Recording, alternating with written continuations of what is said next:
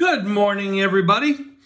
And it's a day before the divisional round playoffs start. And of course, we have two big favorites on Saturday, two smaller favorites, and of course, underdogs. The line is shorter on Sunday than it is on Saturday.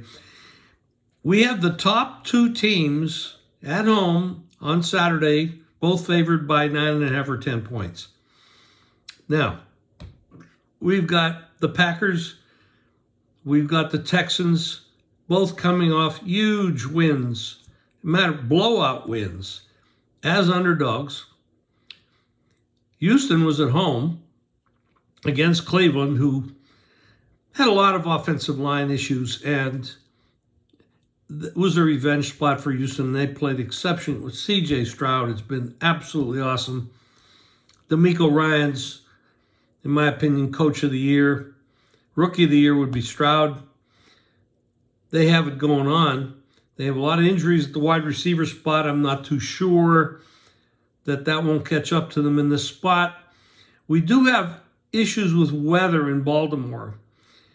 And, of course, everybody knows Lamar Jackson has not done all that well in the playoffs in his career so far. Is a better fit with their offensive coordinator at this time, and they've got a great head coach. So you got two good head coaches. You got, looks like, two great quarterbacks.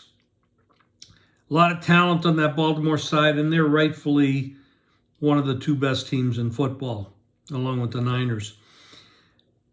Can you lay 10 with Baltimore? The weather might be a little breezy, might be more than breezy. You could get some rain. Initially, I thought if the weather got bad enough, taking near double digits with an underdog with a value becomes greater when the score is going to have less points in the total game. But it doesn't look that way right now. It looks like the weather is letting up a little bit. You know, sometimes we get these weather reports early in the week and we go by that, and a lot of times we get crossed up because the weather changes. So, in this spot, I don't see either of these big favorites losing these games. And I cannot recommend laying double digits. Not this year. I mean, this has been a strange year in the NFL. We've seen a lot of underdogs, a lot of upsets. We're seeing the growth of these two young quarterbacks for Green Bay and Texas, the Texans. And there's some danger in these spots. However, these two favorites are well rested now. Rest or rust comes into picture because they have been off quite a bit, and they both rested players in their last regular season game. So that is an issue. And with Green Bay, the way they came out against Dallas, they got out there, they were very aggressive. They took the ball, they didn't defer, and they pushed the ball down the field. They took a big lead, 27-0. That game was never close. At least with the Houston Cleveland game, it was close. At one point, Cleveland came back and took a 10-7 lead, but then it got ugly. A lot of turnovers, a lot of mistakes. But I don't see either one of these underdogs winning these games straight up. But I'm not going to lay the points. These points are too large for me. It really takes a real mismatch to do something like that. I do like a teaser, though. You could tease the dogs. You could tease the favorites. Either way, I think you're going to see a two-team teaser, 6 points, but you might have to go 7 points because if you want to get down to 3 or less on these favorites if you go favorite right. If you go to the dog side, you're just looking for a closer game. So it could be interesting for fun. I do see there being quite a bit of points. In the West Coast game, the Niners game, there's going to be some rain. I don't think the wind is going to be bad, and the rain can help the offenses or it can hurt the offenses. I choose to see them helping the offenses because the offenses have an advantage when they know where they're making their breaks, and they can make the breaks quickly, and it's hard for the defense to recover. So I look for that. So I'm not going straight up lay points on the favorites, but I would say if you like the favorites, I would tease them. If you like the dogs, you can go and just take a parlay on both dogs, taking the 9.5 or 10. That could be fun.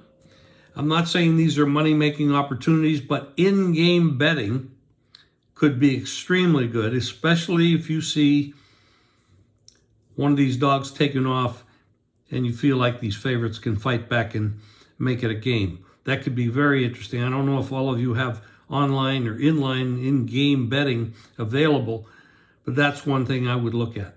Now, one of the hottest topics right now is what's happening with these coaches, Belichick, Sirianni, Mike McCarthy, Harbaugh coming out of college, maybe going to the pros. I will say this.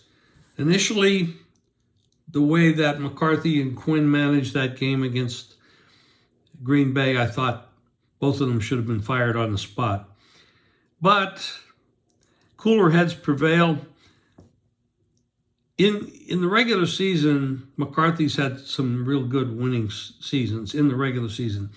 I don't think he's a coach that's going to take you to the promised land and get that ring. But if you want to win games during the regular season and get to the playoffs, when you look at the situation Dallas has right now, Philadelphia fell apart at the end of the season. I do think Sirianni should go.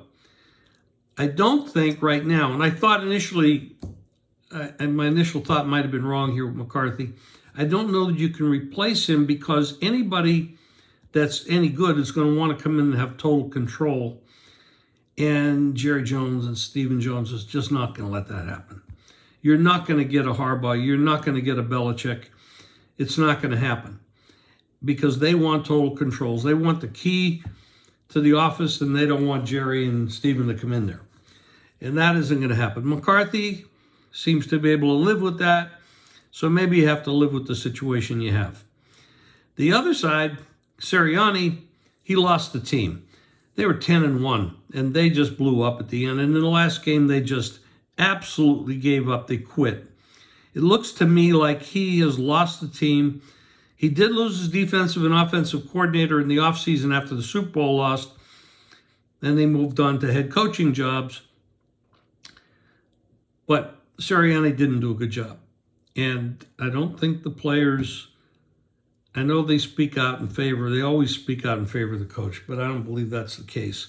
I think he needs to move on. Tough to replace these guys. It's hard to find offensive coordinator, defensive coordinator, head coach, and quality ones that can do a good job. It's really like playing Russian roulette.